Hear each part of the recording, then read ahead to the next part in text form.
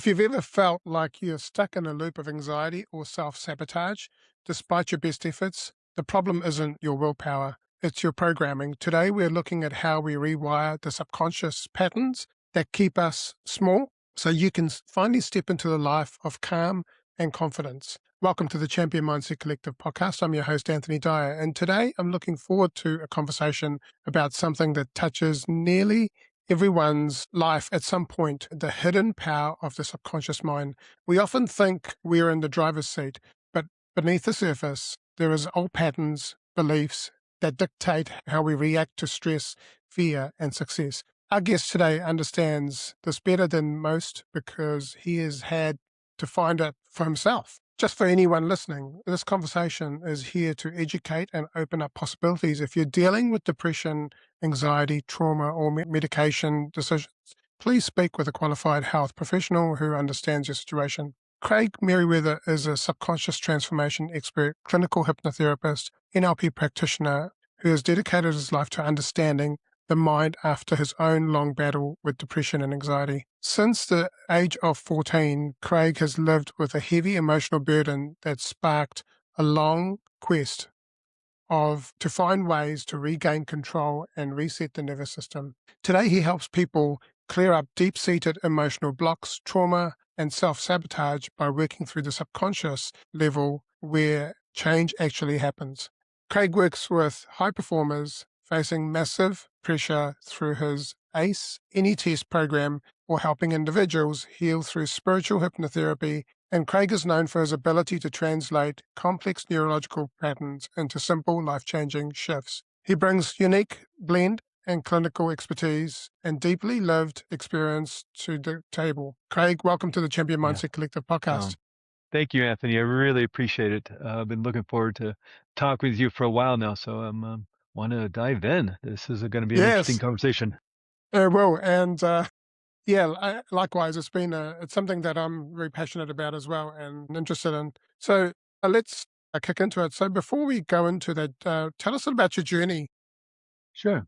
Well, yeah, you mentioned a little bit in the introduction. I was struggling with depression and anxiety for a long time, but really kind of volume knobs on it all got turned up in the teenage years. And this is the 1980s. I graduated high school in 1985. And, there's no internet back then. There's not even the SSRI drugs, Prozac or anything. It's really just whatever, talk therapists you might find in, the phone book, Yellow Pages, or, a book you might find in the library or the bookstore. Certainly when you're 14, 15, 16-year-olds, you're not asking your friends at lunchtime, what to recommend a good talk therapist or anything. So, is this something I struggle with? I just assumed that's the way people felt, or this the way I was going to feel. And I get these glimmers of peace and calm and happiness, or the rays of sunlight through the dark clouds, but they're kind of fleeting. And as I moved into my 20s, I really made a concerted effort to want to get better because I could see it here and there, sense it here and there. And in the 1990s, listeners might remember, it was a kind of big resurgence of the personal growth, personal development movements, help movement. Tony Robbins was becoming super popular in his books, The Giant Within. Oprah kind of switched the format of her show and became the Oprah Winfrey that everybody kind of knows about in terms of being that positive person looking to help people grow and learn and develop as humans. And so there's this big resurgence, maybe the second wave or third wave of the personal development movement. And so I dived into that because I thought, well, maybe this will provide some answers. There's also, as we move along in the 1990s, the internet started coming out, email started coming out, these new things called blog posts, and you can get on to discussion forums and ask questions about stuff as the SSRI drugs like Prozac and other things are coming out, and the discussion opens up. You actually could hear discussions on talk shows, on the news, on the Oprah Winfrey Show. You could discuss it online. You could discuss it with your doctor. You could discuss it at parties and networking. Oh yeah. And what was interesting about it was that you realize, oh, I'm not the only one. I'm not alone. I'm not this damaged, broken person and nobody, I'm the only one who's ever experiencing this and nobody understands it. There's so many people were struggling with this. And one of the things that kept being brought up in terms of, at the end of a book or an article in a magazine or a blog post or something, there'd be like, here's the 5 ways to change your life. Here's the 5 things you can do starting today to help kind of create healing and new patterns and beliefs you have about yourself. And one of them was always hypnotherapy. The other 4 would be different, but one of them was always hypnotherapy as a way to tap into that healing power of the subconscious mind. And so I started using it, found somebody I could work with, and I created some deep healing work. And as I kind of moved throughout my life, I kind of slowly kind of moved my way into this more healing work until eventually kind of as a big pivot in life, later in life, kind of the, not so much a midlife crisis, but just, how can I help give back? And this just fascinates me, this ability to tap into the power of subconscious mind. So I went to this great school, Hypnotherapy Academy of America. It was this in-person school where you went to really train in depth in this work. 500 hours Mm, of this work. It's 2.5 months. It's 10 weeks, 9 a.m. to 6 p.m. Monday through Friday. Really intensive education to learn how to do this on top of all the continuing education and conferences and classes and things since then. Because I think, to me, in the work I do for myself, and as I've worked with others, this is an extraordinarily powerful way of creating change in life. And so that's a kind of a quick little 3-minute or so introduction to me over the last 40 years, 45 years. mm. So it's kind of a slow drip in terms of finding healing for myself. But this is one of the things that works extraordinarily well. There's all sorts of different tools out there. Mm. There's 8 billion people here on Earth, and we're all dealing with something, and maybe in a sort of different way. And so what's nice is all these different tools, whether it's talk therapy or EDMR or something like hypnotherapy or acupuncture or a yoga class or a massage or something.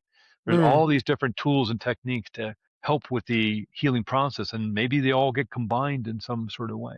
But what I've always found fascinating in my life and just the interest in this work in terms of the subconscious mind and creating that placebo effect, instead of tricking you into the placebo effect by pretending this is real medication, only it's really a sugar pill, to trick your mind into healing yourself. Let's just do it on purpose. And that's where a Mm. lot of these tools and techniques under the umbrella term of hypnotherapy come in. Yeah, there wouldn't have been the awareness back in the 80s and pre-90s of what was going on, right? If you just thought that this is what was happening to everyone, or that it Yeah. just happened to me, like you said, absolutely, there's been a growth of self-development practices around. So when you were in that space, did you hmm feel like you were just fighting against yourself? Oh, that's a great question.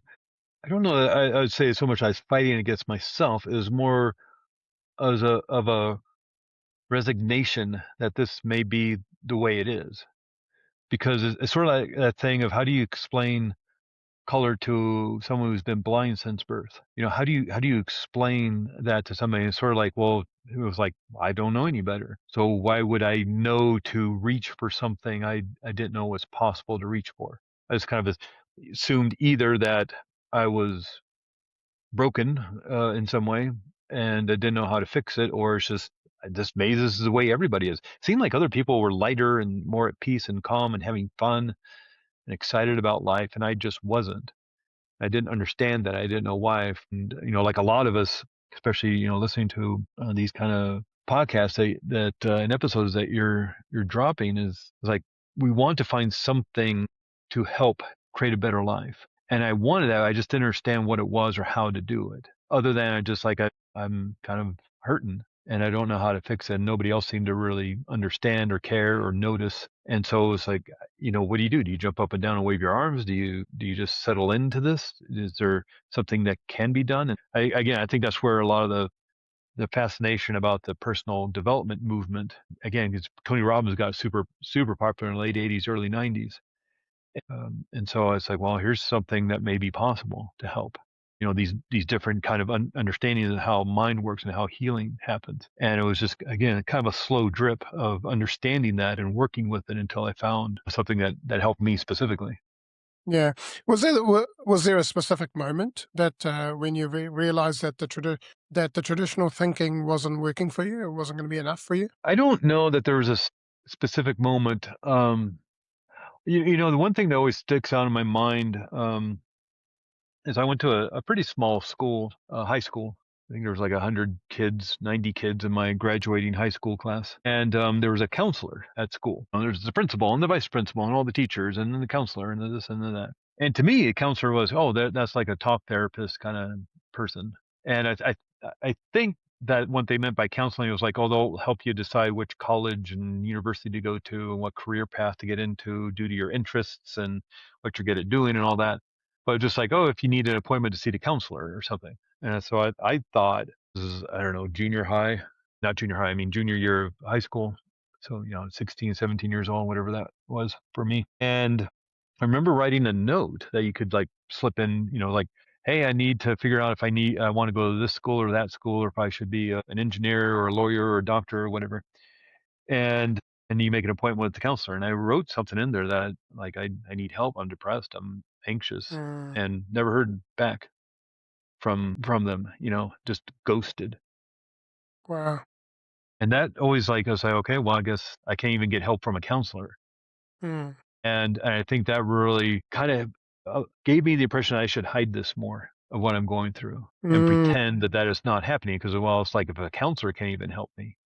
And even then after I was like, well, maybe it's not that kind of counselor. Maybe it's a counselor like I should have asked like what my what university I should go to. Even if like that was the case, which probably was, why wouldn't they have reached out as like, hey, I'm not that kind of counselor, but let me find you some help. Or I know somebody you can talk to, or just hey, let's talk anyway. I'm not a professional, but tell me what you're going through. Maybe I can help direct you into the right the right person to talk with or the whatever. And there's just like they just probably read it, crumpled up the paper, thought maybe I was joking or something. I don't know. yeah, either that or they were like, "Okay, well, hey, this is something that maybe he should be talking to with his parents or something," Yeah. and yeah, it's not something that we Or yeah, but or it's yeah, like, oh hey, I want to do a parent teacher conference. Let's yeah, talk about this. yeah, Or something. And that was, of course, some 40 years ago, 45 years ago. Oh, who knows what was really going on or what happened. But in my mind, whatever, however old I was, 17 years old, I was like, oh, I'd better not talk about this anymore because it's embarrassing or nobody cares or it's, something to hide. So that's what I did. And that's where, a lot of them said, well, I can get a book and go read that on my own and try to figure this out myself. And it wasn't until later, maybe even like a decade later, where it's like, okay, well, one of the best things you can do, according to a lot of these articles that I was reading and getting a hold of in books and things, was, oh, okay, well, one of the great ways of being able to tap into the power of your subconscious mind is hypnotherapy. And so that's when I was like, okay, well, maybe I can look for somebody who can help. Because it kind mm. of turned me off for a while. If counselors can't even help me, then what's the point? Did you know anything about the subconscious mind, or did you no? No, just whatever. I mean, probably I was introduced to all that certainly in at school, college, psychology 101 and whatever that entails in terms of understanding about ego and the id and the super ego and all that stuff. And the theories of Freud and Carl Jung and all that kind of fun stuff. But in terms of maybe understanding more about how you can use it for, I think Mm, that kind of Tony Robbins personal development kind of work that he and other people were putting out there and Oprah was talking about and all this stuff. Well, that was my kind of introduction to it. Those were the beginning stages. That was my 101 classes into understanding more about how you can create change. Was all that yeah, work in the early 90s that was coming out. yeah, yeah. So for people who hear the word hypnosis, and think that stage shows or All right. clucking like a chicken. What is really hypnotherapy? Yeah, that's unfortunate because I think that turns a lot of people off to even wanting to investigate it because they see a movie or a TV show and they see the Las Vegas shows or the comedy club shows and it's weird and strange. But Mm, what therapeutic hypnosis, it's not about taking over control. It's not mind control. It's not brainwashing. It's not turning you into a zombie or Manchurian candidate to assassinate the prime minister or whatever. It's about actually getting back control, because a lot of times people are coming to this work because they're dealing with anxiety or overwhelming anger or resentment, some others, maybe even physical pain, that they've been to the Mm, doctors and they've been to the physical therapist and they've done all this stuff and they're still hurting. There seems to be no reasoning behind it. And so they're kind of last hope, which is what I've noticed in a lot of people who are hypnotherapists. Notice that we're kind of on the bottom of the list. And because we're the, I don't know, the voodoo doctors or something, witch doctors. And it's like, well, I got nothing else but go to the witch doctor and the hypnotherapist. And so they come to a hypnotherapist. But understand this is more about giving you back that control, because if you're reacting to triggers in life, known or unknown, maybe you don't even know what the triggers are, and all of a sudden you just feel really anxious, or somebody feels really angry or resentful or afraid. You mm, don't know why. Well, it sounds like you're already out of control. So what this does is give you back that control, because you're changing those instructions on how to keep yourself safe. You're changing the patterns and the behaviors and the mindset around yourself, and whether you're worthy or valuable, and whether you have anything to offer to the world. You mm, may have been told for many, many years as a child that maybe you weren't, and you accepted that because you were a child and you didn't know any better. It's like, well, why don't we change that? That's totally up to you. So it's giving you back that control. And unfortunately, they use it as a trope and a cliche to move the plot forward in a movie or a TV show. But I understand that's a fictionalized thing. It's a fictionalized story. What hypnosis is a brainwave state. And the kind of famous brainwave states we learned about back in school were beta, alpha, theta, and delta. And it's literally just how fast your brain is processing information. And so when somebody's in the present moment, they're focused on the task at hand, like we're having this conversation, you and me, Anthony, and we're focused on what's going on. We're probably firing brain cells at about 18 cycles per second. And so we're in the beta brainwave state. We're in this conscious awareness of the present moment. But let's say, you're like at a boring meeting at work and it has nothing to do with your department or what you have to do, or you're back in high school, maybe high school math class or something. Maybe you're driving home and all of a sudden your mind drifts away. Like you're driving home and you don't remember the last 1 or 2 minutes, and you find yourself in your driveway or at the parking spot at the store or something. And your mind drifted off. You don't remember driving the last, or maybe you miss your exit or something. Like, well, your subconscious mind took over the driving, like it knows how to walk down the street or knows how to tie your shoes and all that stuff. Well, it took over driving because you've probably driven wherever you went to hundreds of times, maybe thousands of times if you lived there a lot of years. Well, your subconscious mind took over, your conscious mind drifted off, and you started thinking about something maybe in the future. You got people coming over for the weekend, or you got that big report due on Tuesday, or you got to run the meeting on Thursday. You got to get the PowerPoint done because you got the conference. You start thinking about something else, maybe the vacation you took last year, and maybe, oh boy, if we did that again, I'd want to get the same hotel. And you start thinking about all this stuff. Well, you altered your state of consciousness while you're driving, while being in that meeting, while being bored back in high school math class. Let's say, and I don't mean to put math teachers on blast, I'm sorry. Let's say I'm back in a class in high school I didn't really like, I wasn't into it, but I got to take notes. I'm just going to be on the final exam. I got to do well in this class. So I'm taking notes and I'm really paying attention, but it's boring. And so I just start staring out the window and my mind drifts off. It floats away. The teacher's still talking and everything's still going on, but I'm not paying attention. I have no idea what's happening because I've moved in a more daydreamy state. I started thinking about the weekend or something else. And then I've literally slowed down how fast my brain is processing information. So I went from 18, 20 cycles per second in the beta brainwave state down to 12 cycles per second in the alpha brainwave state. And then maybe like my eyes get kind of heavy and tired, and I start nodding off. I'm not really asleep, but I'm not really awake either. I'm in the theta brainwave state. Now I'm firing about 6 cycles per second. So I'm in that hazy, dreamy state. And I can't really tell where I am because I'm in the sleepy, not really asleep, but not really awake state. In a minute, I might be actually asleep in the delta brainwave state, firing at 1.5 cycle per second. But the teacher sees me, says, "Hey, Craig, why don't you come up here and do the problem on the board?"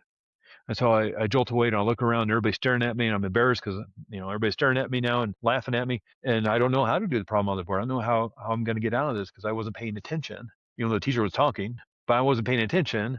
I don't know what to do. So now I'm stressed and I'm firing about 30 cycles per second in a high beta brainwave state. I've just altered my state of consciousness. Being mm, bored back in high school math class, I've altered my state of consciousness 3 or 4 times just in about 7, 8 minutes. It's a natural state our mind moves in and out of. Well, that alpha, theta, delta brainwave state is what's collectively known, the fancy term, is the hypnagogic trance state. It's a normal, natural state of your brain processing information at different levels of speed, basically. And what we do with therapeutic hypnosis is just move you into that alpha brainwave state on purpose. That's where Mm. that trope and that cliche of swinging the pocket watch, you are getting sleepy. That's why we're just trying to be a boring high school class or a boring meeting at work or being bored standing in line at the store. And it's cliched and a trope and things, and we don't actually really do it. But I mean, some people do, I guess. But we're just trying to relax you to the point of moving into that more daydreamy state of the alpha Mm. brainwave state. As you quiet down that conscious level of mind, the analytical, logical level of mind, you can access that subconscious. And so, back this more modern day version of this work, and you could probably go back and have a really interesting conversation about where this work started, maybe back in the sleep chambers or temples or the mystery schools or the healing centers back in Egypt or Greece or something way back when. Maybe they were using these more trance states to help the healing process. But in terms of this more modern day movement of therapeutic work, started maybe somewhere around the early 1800s. And there's a doctor, Dr. James Esdale. He's a surgeon. He was working in India. And, back then, all around the world, not just India, but you didn't have fancy hospitals or fancy anesthesia. If you had to have your leg amputated, you're biting down on a stick. Maybe if you're lucky, you got a blow to the head to knock you unconscious.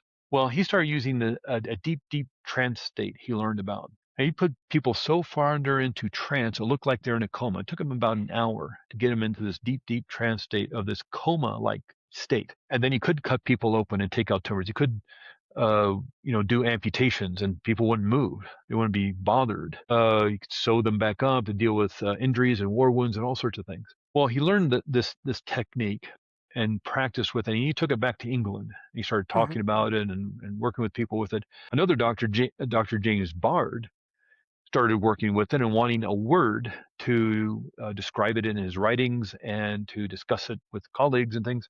He decided to name this very deep trance state, this coma-like state. He decided to name it after the Greek god of sleep. Greek god of sleep is hypnos. So he called it hypnosis. And so this deep trance state actually kind of became this umbrella under which all these other different kind of altered states of consciousness of the alpha, theta, delta brainwave state were kind of encompassed under this umbrella of this term. Therapeutic hypnosis is using this state of altered consciousness to do deep healing work. And so it's nothing in and of itself new. I mean, Sigmund Freud was a hypnotherapist. He Mm. was training as a hypnotherapist in the late 1800s, two schools of hypnotherapy in Vienna, and he was at one of them. But Sigmund Freud had a speech impediment. And if anybody's ever experienced a hypnotherapy session, the hypnotherapist talks a lot. There's a lot of guiding and facilitating, and it's difficult if you have a speech impediment. And he was also seemingly kind of annoyed that someone would go into a hypnotherapist's office with a problem and walk out without the problem. He wanted to understand why there was a problem. He wanted to analyze and understand the shadow self and why people do these things, not only to themselves and to other people. And so he started developing this new kind of therapy, which kind of translated into talk therapy, where he would analyze people. He'd have them talk, and he'd remain quiet, write notes, and analyze people over time. One of his letters, when he was talking about this stuff, he wrote that this is not a poor man's therapy because it would take hundreds of hours to figure somebody else. Mhm. While he's figuring all this out, a lot of people know that he was doing copious amounts of cocaine to make himself feel better and to make his patients feel better because, they were just talking about their problems. It wasn't like really fixing anything. And so it helped them feel better. And he prescribed cocaine to them. Probably OD'd one of his patients because one of them died because OD'd on cocaine that he had prescribed. And this work is not new work. It's not like somebody figured it out like 2 years ago. This has been going on for quite a Mhm. while, depending on where you start counting. But it's been going on about, at least 125 years, if not, 225 years. And at least a modern uh, day version of this work. And it's very powerful because what we're doing is tapping into the placebo effect. I mean, people probably know the placebo effect. They've heard of it. It's not a trick. It's not fake. It's the mind healing the body. And the reason why pharmaceutical company, let's say, is doing research on a new high blood pressure medication. Well, they have to have that control group that gets the sugar pill because they know they're going to accidentally influence people to heal themselves. So they have to account for that. So the brochure about the research, the website where you go to sign up, to be a part of the research. When you go to the research office, the way the research office looks, the way it smells, the white lab coats people may be wearing, the clipboard and pen you use to sign the waiver to be a part of the study.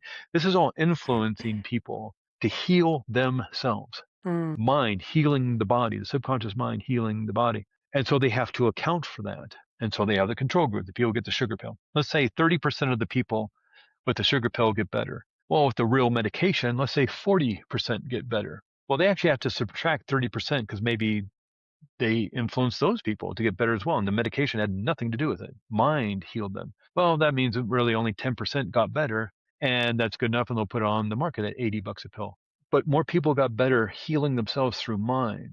But there's no big $1 billion payout at the end of the year, because you can't patent somebody's subconscious mind. You can't copyright somebody's subconscious mind. So, well, let's develop a pill instead. But more people, healed themselves in that instance, and made a example, and that's because people heal themselves. Is that there's a quote by William James, one of the kind of pioneers of modern psychotherapy, and he said to prove that all crows are not black, you only need one white crow.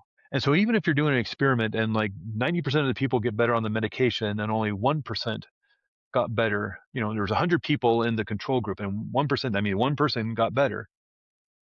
All right, well, there's your one white crow. That means mm, people can get better through mind. And so what hypnotherapy is about is tapping into your potential to do that. Now, there's 8 billion of us. There's not one size fits all, and there's all sorts of issues that people deal with throughout their lives in terms of how they grew up and maybe the trauma or the abuse they went through or just the suggestions that they received about themselves through teachers and bullies at school and parents and whatever. And so it's not like a one size fits all. And that's why under the umbrella term of hypnotherapy, there's all sorts of different tools and techniques to use depending on what the person wants to work on.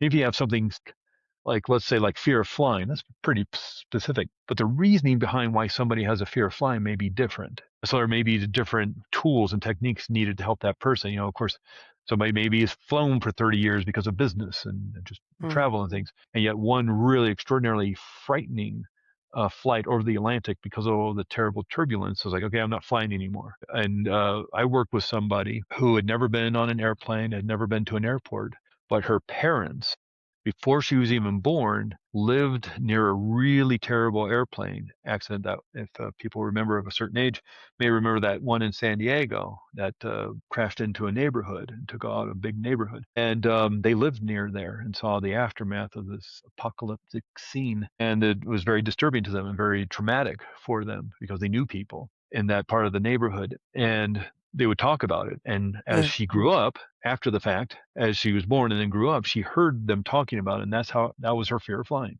So that's very different than the person who flew for 30 years. And then because of one incident, very frightening incident, has fear of flying. Her fear of flying is very different. Same specific issue, but maybe different reasoning behind it. So that's where, working with somebody, certainly there are recordings on YouTube and I guess Spotify and SoundCloud and all those places where you can do hypnotherapy, visualization exercises and different techniques. But sometimes you need that specific to get that kind of detail in order to create the deeper healing work. And so that's why, yeah, working with somebody can be so powerful. yeah. Yeah. Let's talk a little bit about the subconscious mind and how much of our daily life actually is shaped by the patterns that we're not even aware of. Yeah. Uh, Yeah. Yeah. That's a really interesting conversation. In terms of that, and this could probably be an 8-hour conversation about just that one question you just asked, and still not having any real definite answers. Might have more questions than answers by the end of it. mm, But in terms of how you move through life, it's all about the instructions that were installed and planted within the subconscious mind, maybe on purpose, maybe accidentally, maybe a week ago, maybe 50 years ago, maybe when you're a child. And these instructions sort of like computer code. And if somebody's writing an accounting program for their business and they put in there 2 plus 2 equals 5, mm, well, I mean, that's what you're going to get out. That's the equation. That's the algorithm that's going to influence all the other equations that come out of there. And it doesn't matter how much you get frustrated and slam your fist on your keyboard out of frustration. Doesn't matter how much you vent to your friends of how unfair it is or go to counseling. Doesn't matter. Maybe you take a Sharpie and a marker and write 2 plus 2 equals 4 on your computer screen. It's not until you go into the computer code, look for that code, and look at this. Oh yeah, 2 plus 2 equals 5. That's weird. That's strange. Amend it, edit it, delete it, write in new code. 2 plus 2 equals 4. Press save. Now your equations equal out. It can be very, very powerful work. And really, a lot of this work is not so much hypnotizing you, but dehypnotizing you. Because you may be hypnotized to think that you have no value or you're worthless or you can't do anything right. You may be hypnotized to think that money is elusive to you because you just can't, you're not a great earner or you can't provide for your family. You may have hypnotized yourself to be so stressed that there's lower back pain or something. What if you dehypnotize yourself from those instructions and those suggestions that maybe got put in there accidentally and unconsciously, maybe through a traumatic event someone experienced as a child, and you dehypnotize yourself from that and put in different instructions. And so the subconscious mind, its main job is to keep you safe and protected, which doesn't necessarily mean happy and successful. It means protected, it means safe, it means your survival is paramount and key. Now, of course, the subconscious mind is running your digestive system, it's running your immune system. It's, you get a cut on your finger, it's healing that, a scrape on the knee, all these things you don't have to think about. Taking a day-old baby to that of an adult. Again, all things you don't have to think about powerfully of, growing hair, growing fingernails, all this kinds of, eliminating cells in your body to grow new cells and divide those cells. All this stuff is happening without your conscious awareness, all being run by that unconscious part of mind. Is holding on to habits like tying your shoes and walking down the street and riding a bicycle and all that kind of stuff. But its main job is to keep you safe and protected. And one of the ways it does this is by holding on to old hurt and pain as a way of remembering that you don't want to experience that ever again. So sort of like as this filing cabinet, in the top drawer of the filing cabinet is all these files of hurt and pain and trauma and embarrassment, humiliation and fear and all these things you've gone through, whether maybe recently, like a few weeks ago, to maybe yesterday, all the way to maybe you're 1 or 2 years old. Mm. And as you move through your day, as you filter all the information through your 5 senses, what you see, hear, taste, touch, and smell, it gets filtered through that filing cabinet. If anything registers one of those files or triggers one of those files as being, hey, this is dangerous, because it sort of looks like that thing that happened 50 years ago, you'll get the warning signals. Now, when somebody pulls a fire alarm in a building, the warning signals go off, the sirens, the strobe lights, warning everybody there's danger, you need to get to safety. Well, we also have a warning system. Instead of sirens, we have feeling states, feeling state of fear, feeling state of anxiety, feeling state of overwhelm or worry or anger. These are all warnings that there is something dangerous in our external environment. Kind of big issue with being human is that the mind can't tell the difference between what's real and what's imagined. And so, as an example of this is most noticeable if you, Anthony, or the people listening, if you've had this experience, or maybe your kids have had this experience, having a nightmare in the middle of the night. It doesn't matter how realistic that nightmare is.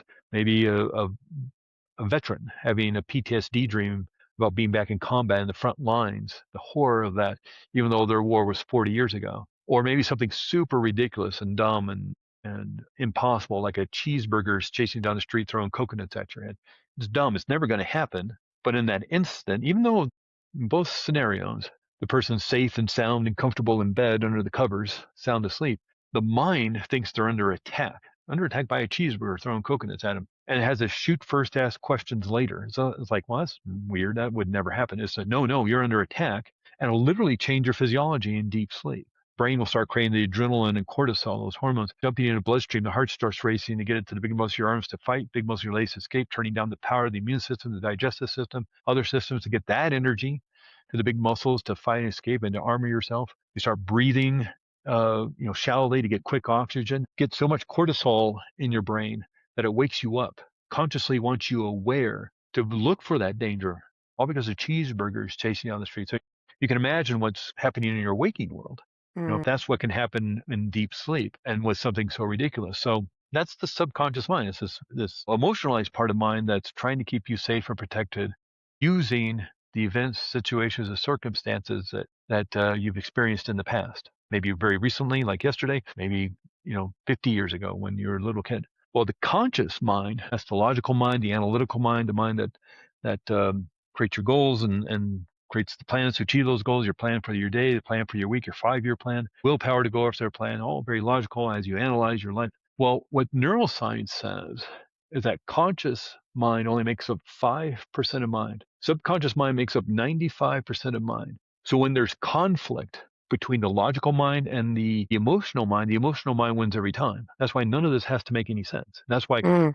some other therapies, and not to put talk therapy on blast, but just as an example, why some people can find that frustrating, especially even after years of doing talk therapy, is that you're logically trying to find a solution to an emotional Emotional. problem. Yeah. Maybe that started when you were a child. Mm. And maybe as a child going through some trauma or some abuse or some other, intense issue, the best thing you could have done to keep yourself safe as a child was to hide or to keep yourself, hidden or to keep your voice low. Well, that may have been the best thing you could have done to keep yourself safe. Good for you. That was the best thing you could have done. But that's not going to work when you're in your 20s or 30s or 70s or 80s. But nothing's going to change until you change those instructions. Yeah. You know, yeah, 2 + 2 = 5 got in there. Maybe that was a useful equation in terms of trying to figure out whatever it is algorithm that person needed to create. But later on, when the business shifted, that doesn't work anymore. Okay, well, change the code. And I don't mean to make it sound so easy and simple, but sometimes it's that easy and simple. Yeah, it is. It is a program, right? It's a program that we've uh, basically been running for a number of years. Yeah, We yeah, keep getting number of this decades. decades, yeah, and we keep getting the same results. So we've got to change the program Yeah. now. Yeah. And again, I don't want to like put talk therapy on blast. I think that's very helpful, very useful, very healing Yeah, and in certain situations. And I think everybody should do it. I think it's great to have a second pair of eyes on just relationships at work or relationships in your life or other things that are going on. It's great to have somebody there to help you analyze logically those situations. But it doesn't necessarily mean it's going to get to the core issue, especially if that's within the mm, unconscious. yeah, And that's where hypnotherapy can be helpful. Again, yeah, it's and not like it's one's better than the others. It's like, why not have a team? yeah, Like the first base coach and the second, the first base coach and the third base coach on a baseball team kind of sound similar, but they do different things. they do. As Yeah, as the hitting coach and the running coach and the throwing coach and the nutritionalist and the massage therapist and the physical therapist, they're all doing different things. As is the head coach who's doing strategy and the general manager who's running promotions. You need all these people to get you to the World Series to get the championship. So okay, well have a team with you. Go to yoga class, get a massage, do acupuncture, go to a tongue therapist, do EDMR, do hypnotherapy. Have this team around you to become the best person you can be. We just happen to be talking about this unique form of therapy that has some fortunate misconceptions around it. I mean, even yeah, though we talked about something I didn't dive into too much, but real quickly because I know we're kind of running up against time. We talked about the whole cooking like a chicken or these shows where you're dancing like Michael Jackson or singing like Elvis Presley up on stage. They're making you do all this stuff, barking like dogs and quacking like ducks. And understand that everybody up on that stage volunteered to be up there. You can't make anybody do anything they don't want to do. And I don't know why people like doing that. It's they want to be star of the show. They want to be part of that experience. They want to have a funny experience to have a video to put on Instagram or TikTok. They want to be silly in front of their friends. And looking at them at the end of the show, they all have a big smile on their face because they had a great time. And when that hypnotist comes, hey everybody, welcome to the show. We're gonna have a great evening. Who are they gonna pick to be up on stage? The introvert in the back of the mm, room, hiding in the shadows, sinking down in their chair, or the extrovert who got there early to sit in the front row to jump up and down and say, pick me, pick me. One of yeah, those two people is going to do a better show. yeah, And even if, like, let's say somebody lost a bet, it's like, well, if you lose, if you get this answer wrong, then you have to later tonight go up on stage and do the hypnosis show we're going to. Even if they did that, okay, well, I guess I lost a bet. I have to go up there and do this strange in front of all these people. They're going to be excused from the stage because they're not going to do a good job. They're going to be nervous. They're going to have stage fright. There's going to be these, 100, 500 people in the audience, all with their phones down and bright lights. They're not going to do a good show. They're going to be excused. That's why when you see those shows, go on YouTube and watch these shows. There'll be like 12, 15 people get invited up because they know maybe 2 or 3 are going to be excused from the show mm, because you can't make anybody do anything they don't want to do. And this is most noticeable when, like with smoking cessation, one of the most famous things hypnotherapy is known for is helping people quit smoking. You can't make somebody quit smoking if they don't want to quit.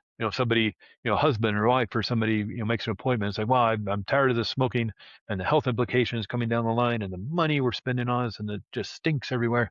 It's like I set up an appointment on Thursday at 2 o'clock. You're gonna go quit smoking. Well, the person may come in because their wife or husband is waiting out in the car or something, and say, "Well, I told him I'd come in here, but I don't want to quit. I'm just gonna say this didn't work so I can smoke in the garage." That happened to me like a while ago. And I say, "Okay, well, I can't make them quit smoking because their wife or husband wants them to quit smoking.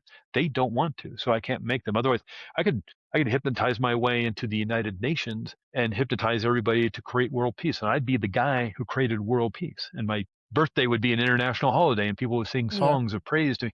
I can't, that's not how it works. But if you want to quit smoking, you want to create healing, you want that yeah, confidence, yeah, what's possible, yeah.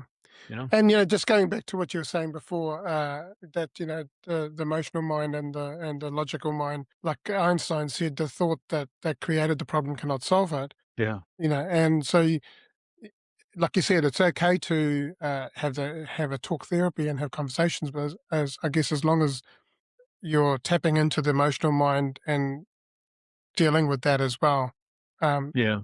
to a point. Yeah. Yeah, Why not yeah, use own, why not have a bunch of tools in your toolbox? Because, exactly. there's some situations that may need a wrench, other situations that need a screwdriver, a hammer, or a blowtorch. Mm, yeah, And or a soldering, I don't know. Uh, why not have all these tools at your disposal?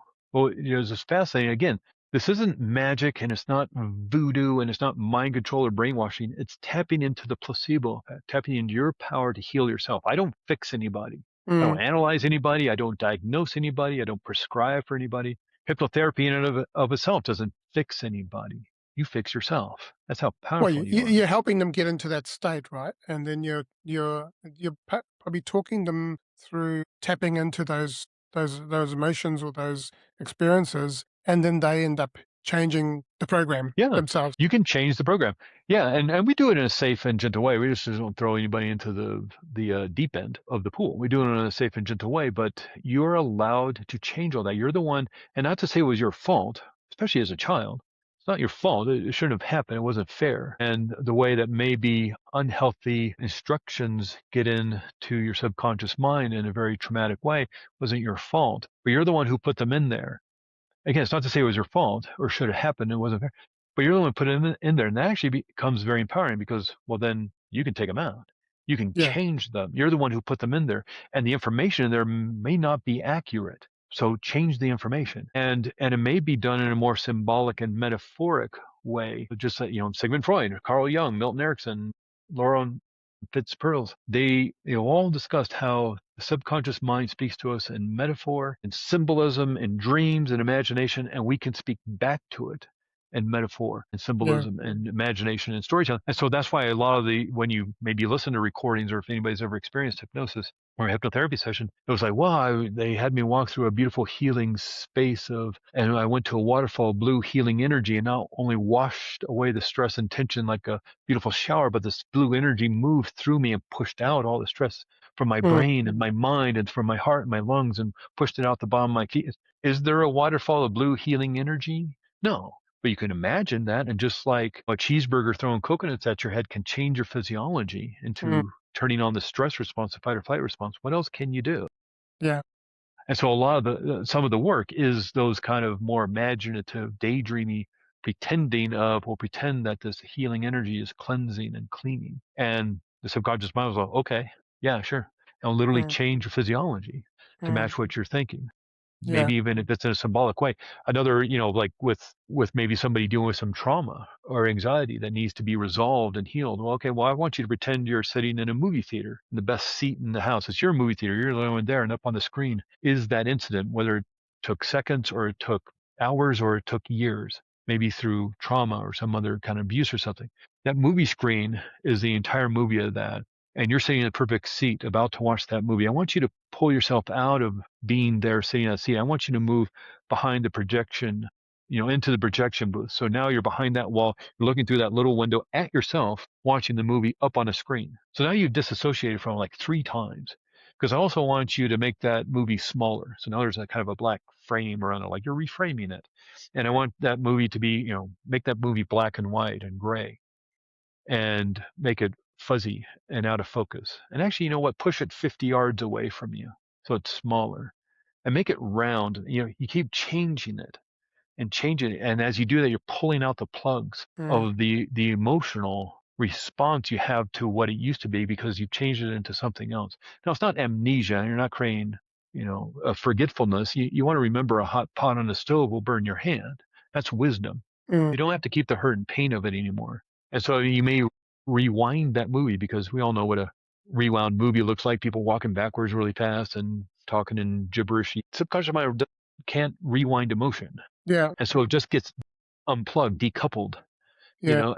And as you do that over and over again, these are the techniques where, well, that's not even close to talk therapy. And yet it creates extraordinarily healing change because in those symbolic metaphoric ways, you are installing new instructions on how yeah. to keep yourself safe. Can we, through meditation, can we get into those states and be able to do that ourselves as well? Absolutely, 100%. Yeah, Yeah, because again, I'm not doing anything to you. And yeah, people listening to this may have gone to a hypnotherapy session and just, oh, I couldn't be hypnotized. It didn't work. And I'm one of those people who can't be hypnotized. There's research out there that says 20% of people can't be hypnotized. And I'm one of them because I know I have ADHD and I can't focus. And I went to hypnotherapy and it didn't work. It's like, no, you can be hypnotized. You just didn't want to, maybe unconsciously, but you felt uncomfortable mm, in that situation, maybe with the person. I do most of my work over Zoom. Maybe you're uncomfortable in Zoom, maybe in the office with the person. Maybe unconsciously you just weren't ready. Maybe consciously you weren't ready to create that healing right then. And so you did not allow yourself to move into that alpha brainwave state. You're on hyper alert because you felt uncomfortable. Maybe somebody actually has done one of those research things at the universities where they claim that 20% of people can't be hypnotized. It's like, well, it's because you didn't feel comfortable with the people, with or lack of empathy or compassion or whatever the situation was. Like you didn't feel comfortable, so you didn't allow yourself to be vulnerable enough to move in that state. It doesn't mean you can't. It means you took control and decided not to, maybe unconsciously decided not to move into that state at that time and that place. mm, It doesn't mean you can't do it. It means you have control. So yeah, you can do this you do it all the time anyway. You do it multiple times a day, every day, at least twice a day when you're going to sleep and waking up. But yeah, watching TV puts you in the alpha brainwave state. Being bored at work puts you in the alpha brainwave state. Being bored at school puts you in the alpha brainwave state. mm, Standing in line at the store, being bored, driving down the street for the, thousandth time driving home puts you in the alpha brainwave state because you start listening to the music, you start thinking about something else, you know, and you do it all the time. So you can do it, like maybe finding a recording on YouTube or again, Spotify. I don't know if they have it on Spotify or wherever, find recordings of this kind of stuff. You can do it on your own, certainly. And, yeah, find a recording where you're standing under this healing waterfall. It's yeah. very relaxing and very stress reducing. One of the things I used to do, and I still do it sometimes, is the reprogramming your mind. Basically, it's a 9-hour track it's on. You can find them on YouTube, and you play it while you sleep, and it takes you out of your different sleep cycles and different, like I said, your brain waves. Yeah. And I used to be chronic anxiety, and went through multiple redundancies and restructures, and I used to be chronically anxious about what was going to happen, also with relationships. And I started doing this reprogramming of my mind every night, and it would just be playing while I'm sleeping. After a few weeks, it Yeah. changed, Yeah. and it reprogrammed those parts of my mind that were triggering to actually going, it's okay. And then also, what helped me was reading The Power of Now by Eckhart Tolle. Yes. I love that book. That book really changed my life because it was like, in this present moment, I'm okay. There's nothing to worry about. It's gone. Yeah. Yeah. Well, I would say it's so important because a lot of people may think, well, maybe it doesn't work because you're asleep, and why would if you're not consciously aware of it, it can't be doing any good. It actually does a lot of good because Because, again, that alpha, theta, delta brainwave state is what's known as the hypnagogic trance state, and you've had an experience, no matter how old you are. Listen, at this point of when you're listening to this, and you're asleep, and you wake up, maybe because you hear the baby coughing or your mm, 12-year-old coughing or throwing up because they got sick in the middle of the night. You wake up because of that, because it's dangerous. It's a safety thing. Somebody you love and care for is having an emergency. You wake up, you hear the fire truck pull up to the front of your house. You hear the back door creak open at 4 a.m. You smell smoke. You're too hot, you're too cold. You wake up, you have to go to the bathroom. These are all instances where even in deep sleep, your body mind registered something that required you to be consciously awake, and you became awake. Really, of the five senses, what we hear, see, taste, touch, and smell, the only thing that really goes unconscious and asleep is vision. We're still hearing, we're still smelling, we're still sensing temperature. And so again, when the baby cries out or coughs, or the 12-year-old, or gets sick in the middle of the night or something, you're going to wake up. Or the child comes in, mommy, or daddy, you're going to wake up. It was a whoa, whoa, whoa, so something's happening. So you're hearing all that stuff. So imagine, what if you're hearing in a deep, deep trance state of sleep, the delta brainwave state? What if you're hearing positive Mm, suggestions, affirmations, and instructions to whatever it is you're looking for, more confidence or more strength and power, more peace and calm, or whatever the thing is, the ability to easily and effortlessly, safely and gently release peace, not release peace, release anxiety and stress, and create peace and calm. What if you're listening to, recordings while you sleep? What if you're doing it while you're washing the dishes, or mowing the lawn, or changing the oil in the car, or cleaning out the garage? Not yeah, necessarily focused on the recording, but washing the dishes and dealing with the things in the house. In the background is a lovely recording with some lovely music maybe underneath it in the background. It's not like blasting. You don't have to have it on a stereo level of volume level of 10, but it's in the background. You're picking it up and you're yeah, hearing it. yeah. And, also recording your own voice and Yeah, how playing it back powerful to would that yourself. be? It's way powerful. I've done Yeah, that it's before. one thing to have me or you, Anthony, or somebody make a recording and say, you are powerful, you are amazing, you are great. What if you did your own voices that I am Exactly. powerful? How more powerful Yes. your subconscious mind install that stuff? Yeah, 100%. Yeah, Absolutely. That's something I've done before, and it yeah, and it works really well. Yeah. yeah, Now, fear is with us all the time. I kind of think that fear is like a companion. It's always going to give us mm, feedback. It's going to tell us yeah. what's happening, right? But for a lot of people, fear is a negative thing. Mhm. So why is it that even often that we know what we need to do, but we find ourselves stuck in that fear loop and sabotaging ourselves? Yeah. Yeah, that's a great question. In and of itself, you don't want to get rid of fear. You don't want to get rid of anxiety. Those are warning signals, and they're very important. Just like you don't want to uh, get rid of the smoke detector in your home. Maybe it doesn't need to be as loud as when you burn the toast, or maybe as sensitive as when you burn the toast. But in terms of fear and anxiety, yeah, maybe the volume knob got turned all the way up to 10 because of the experiences you've had in life, and what you practice, you get better at, just like learning the piano or the violin or dance or martial arts or learning to walk as a kid. What you practice, you get better at. What if you're practicing fear and anxiety, and the volume knob just keeps getting turned up more and more and more? Well, again, you don't want to get rid of fear, because that's what keeps you from walking down the dark alley at midnight, even Mm, though it's a shortcut home. It's what keeps you from, walking out in Alaska and hiking and petting the nice grizzly bear or the rattlesnake out in the desert or something. Fear and anxiety keeps you safe in certain situations, in certain experiences. But you may have trained yourself through real traumatic experiences to have that hypervigilance and that warning signal on level 10, in terms of volume and mm, intensity. And you're allowed to turn that volume knob down. And that's where a lot of this work comes in. Whether it's doing a session one-on-one, or a group session over a Zoom class, or a Zoom session one-on-one, or listening to a recording, you're allowed to do that. In and of itself, fear is not bad. Anxiety is not bad. If you've trained yourself, maybe accidentally, consciously, through traumatic experiences in life, to have that hypervigilance and stress because your subconscious mind's in a hyper mode of intensely trying to protect you and keep you safe. Okay, maybe it's now time to recode all that, reset that, and lower those levels of fear and anxiety to more safer, better levels for you. yeah. And how do we start to bridge that gap between knowing and actually doing it? Well, it's different for everybody. I think if you're at this, uh, you know, point of the podcast and you're still listening, there's something, resonates with you. And that's what with a lot of people I work with. It's just maybe spent years trying other things, just kind of like I did, trying other things. And finally, you hear about hypnotherapy or you understand more about it and it resonates with you. It feels comfortable with you. Maybe you try out some recordings on YouTube or someplace and it feels comfortable for you and your nervous system feels like this is the next right move. And yeah, you are able to tap into these healing powers that you have within the subconscious mind. It knows how to heal the cut on a finger and a scrape on you. You don't have to know it's there. It knows what to do. It just may have the instructions that this is important to hold on to tightly and armor yourself because it was unsafe mm, maybe a long time ago when you're a child. So it's just time to update the instructions. yeah, yeah.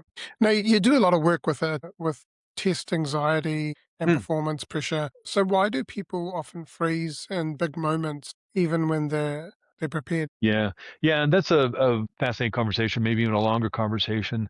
In terms of things like tests and things, there's um, a certain understanding we get maybe as kids that if you don't do well, you're going to get punished. And instead of a test being a understanding of where you are and how you understand the information that's being taught in that class and where you are in terms of progressing through that material, instead of just being an indicator of where you're at, it's a, well, you better do this or you're going to get punished if you don't do well.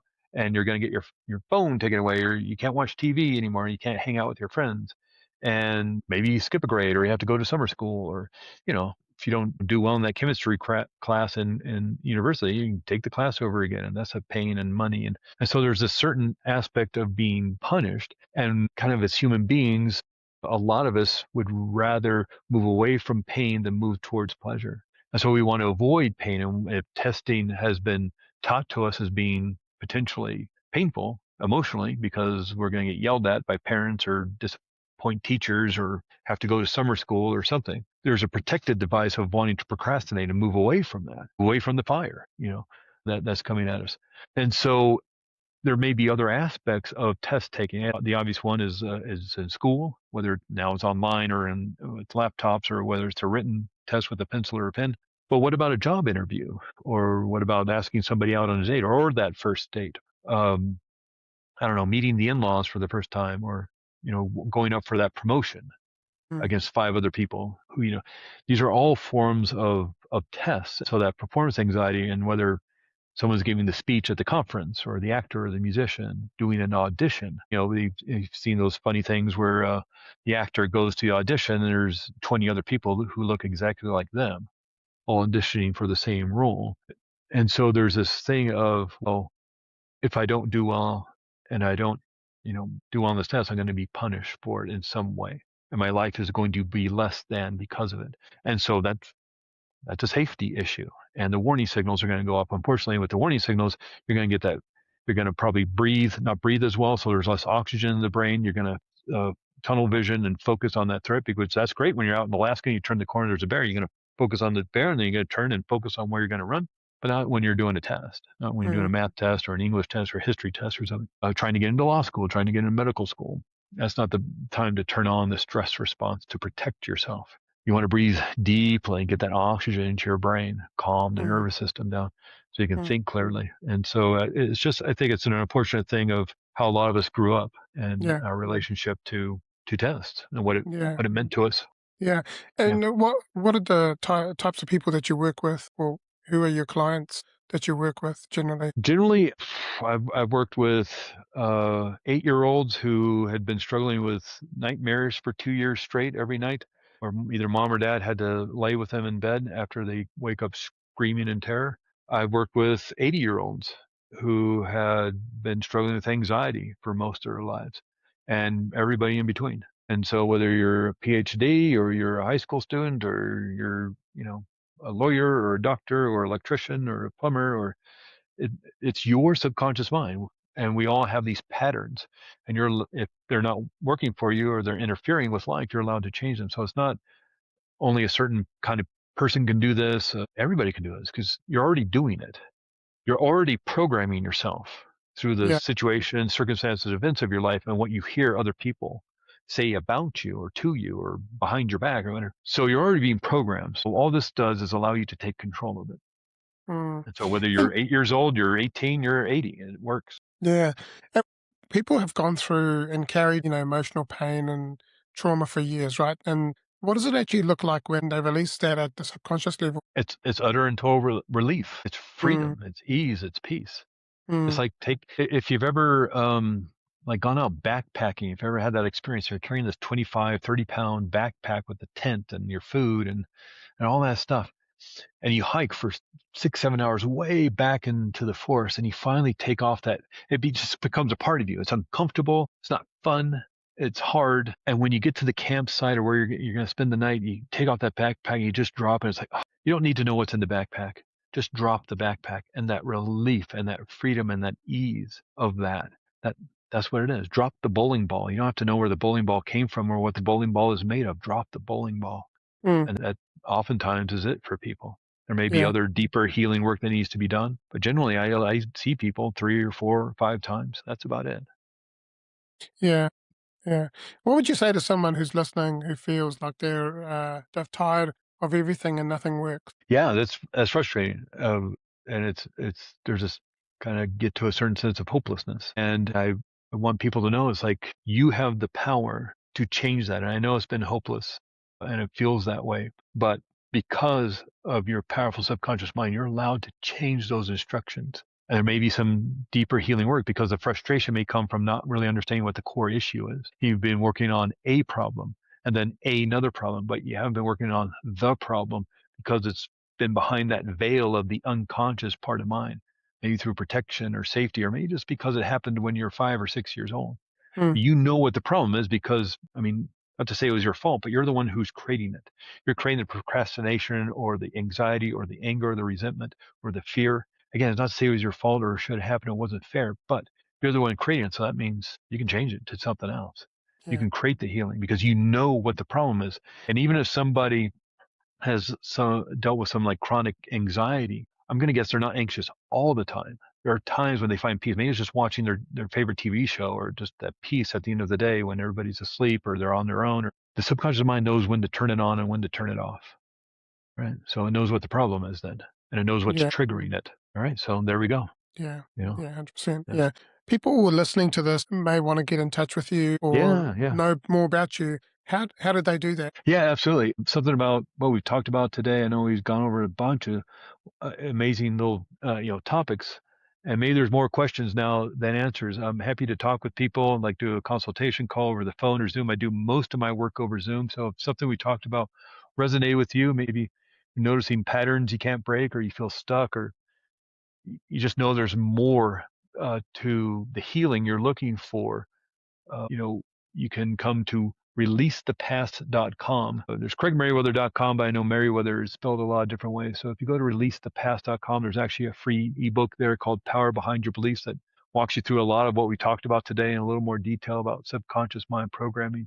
And if you want to go deeper and do this deep healing work on the subconscious level, again, I'm happy to talk with people about it over the phone or a Zoom call or what, again, I do most of my work over Zoom, work with people around the country and around the world because you're doing the work and people feel so comfortable and relaxed in their own homes. When the work's over, you're at home. Yeah. So over the years, I've been doing more and more of that online work. So yeah, releasethepast.com. And if you're interested, I'm happy to talk with you.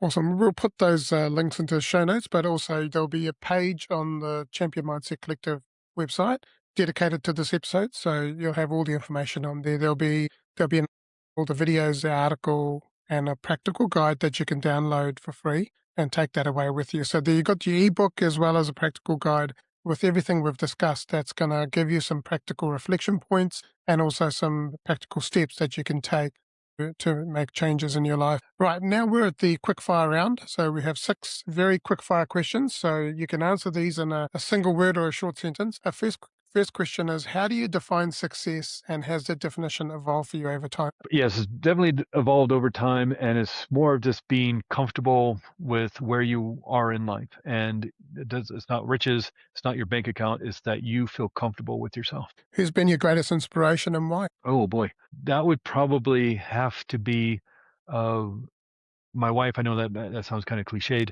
but the amount of hard work she does and the stuff she's gone through and how she's changed and created healing in her life has really been inspiring to me. been together for about 40 years now, and she continues to inspire me with all her moving towards her hopes and dreams. That's awesome. What is something that you believe that others may disagree with? Well, certainly something I believe is what you practice, you get better at. And some people may think it's more nature or nurture or something like that. But I think what you practice, you get better at. And that's, of course, great if you're learning martial arts, not so great if you're practicing fear and anxiety. So a lot of this work is also can be helped to improve who you want to be by practicing something new. If you could go back and give your younger self one piece of advice, what would it be? You're not broken, and you are allowed to create the healing change you're looking for. What is one message that you'd like to share with the world? That you have the ability to create the change. Yeah, there may be some deeper healing work that needs to happen, but if you're struggling with some fear, anxiety, or that you feel you're broken and can't be fixed, that's not true. And you're allowed to create the healing change you're looking for. And the last question is, what does it mean to you to be a champion and have a champion mindset? Is feeling grounded and centered in your own self as who you are. And again, not so much the wealth and the riches, but in that who you are as a person, that you feel strong, empowered, and comfortable with who you are. That's being a champion. Thank you, Craig. I've loved this Yeah, Anthony. conversation. So I think there's so much more that we can unpack. Right. I think it might be good to do like a series of webinars and actually Sure. invite you back and do that. Yeah. Yeah, I'd love Now, that. yeah.